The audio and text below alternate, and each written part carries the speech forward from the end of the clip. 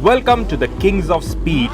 We've got the fastest, most exotic lineup of cars assembled in India, each the fastest car in their respective class. The Ferrari 488 GTB, the Ford Mustang, the Audi R8 V10 Plus, the Porsche Panamera Turbo and the Polo GTI. So we start with the Aprilia RSV4 RF, one of the fastest, most brutal superbikes you can buy anywhere in the world. Forget just India. The Ferrari has a power-to-weight ratio of 482 bhp per ton. The Aprilia has 1100 bhp per ton, 2.5 times that of the Ferrari.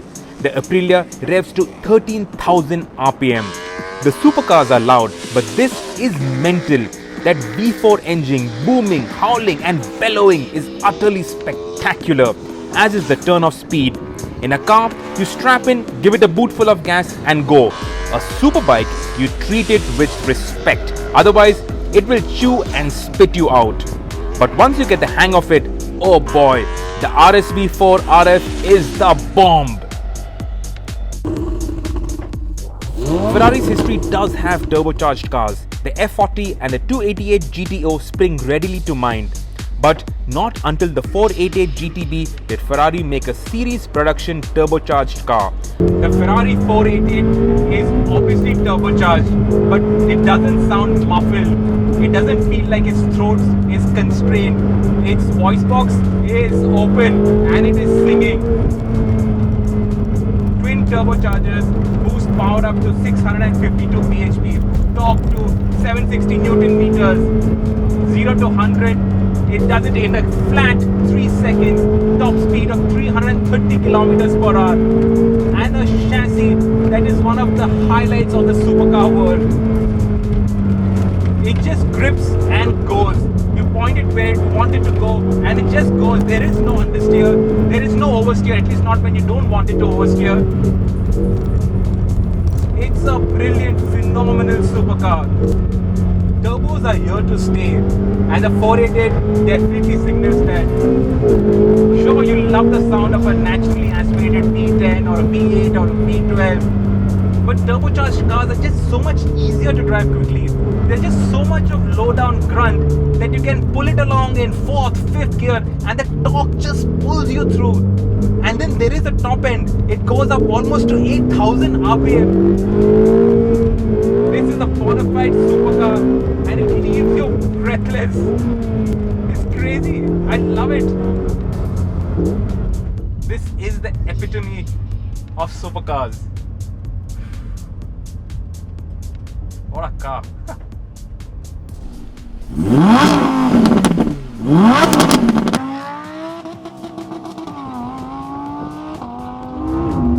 A V10 engine singing at 8,750 RPM. There are few things in the automotive world that sound as glorious. This engine is a beast. It propels the R8 V10 Plus with insane velocity. 602 bhp, 0 to 100 in 3.2 seconds, a top speed of 330 kilometers per hour, quattro all-wheel drive traction. The way the R8 V10 Plus covers ground is mind-boggling. A 7-speed twin-clutch automatic gearbox that shifts like a demon. In dynamic mode, you actually feel a kick in the small of your back. It sort of reminds you of a Lamborghini gearbox. This is an Audi, but this is an Audi that has teeth. And unlike past Audis that could feel a bit numb, here the R8 V10 Plus actually involves you. It's got more of a rearward weight bias, so you can feel the tail moving around. It's a superb car. It covers ground like you would not believe, and it does it while howling, shrieking. No matter what you say about turbocharged engines, an engine that breathes freely.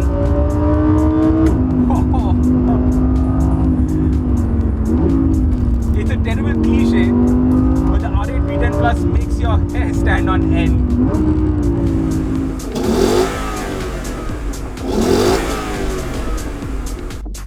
line lock. Say hello to the Mustang's party trick. Yeah, baby. It's easy to be dismissive about the Mustang. After all, Americans don't know how to make sports cars, do they? They know how to make cars that go fast in straight line. But fast around corners? Can the Americans do it? Well, I have to tell you, they can. The Mustang, this generation, is the first one to get independent rear suspension, and it can actually go around corners. There is a fair bit of body roll for what is a sports car. But on the flip side, the Mustang is actually very, very comfortable. This is a sports car that you could use every day. Go to work, drive to the farm on weekends, take out on long drives.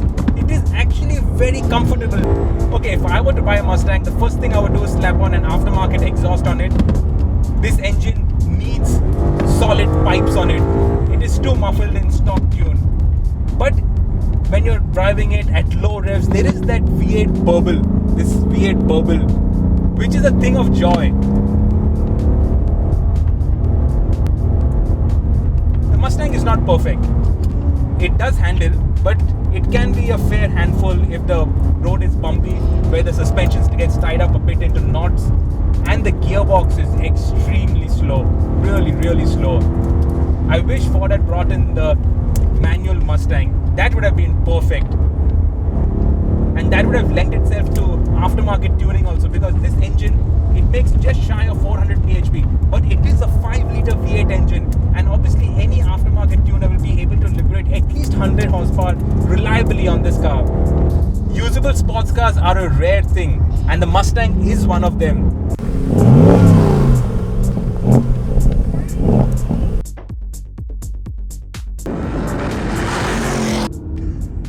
Obviously you're wondering, what is a luxury limousine doing in this test? But I tell you what, listen to this motor.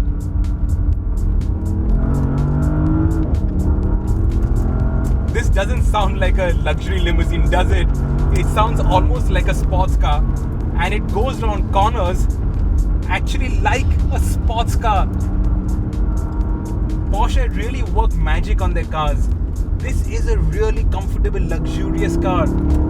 Yet it moves like a demon. It sounds hot, sounds strong, and grips and goes.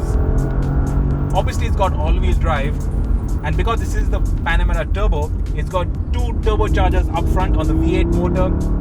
Together they push out 543 bhp, 760 Newton meters of torque, 0 to 100 in 3.8 seconds. Now this is a 2-ton luxury car that does 3.8 seconds to 100 and a top speed of 306 kilometers per hour. It also has that fancy rear wing that does all those fancy antics. What a car this Panamera is to drive. It just defies the laws of physics. Something so big, something so huge should simply not go around corners the way this does. But this goes.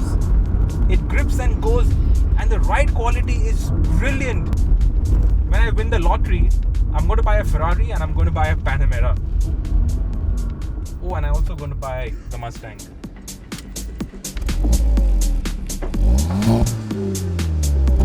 And so we end with the baby of the group, the Polo GTI.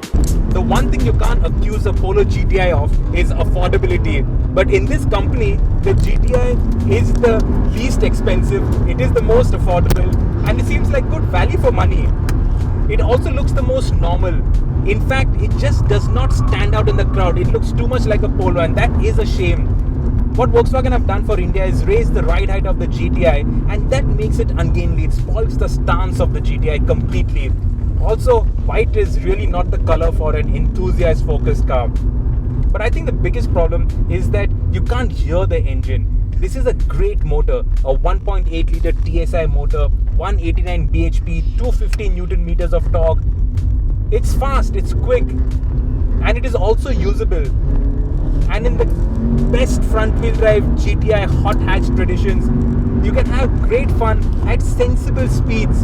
Unlike the sports cars where you have to be really flying around corners, here you can get the wheels to squeal. You can really have fun at sensible speeds. You can read all about the Kings of Speed in Evo India magazine or on our website evoindia.com.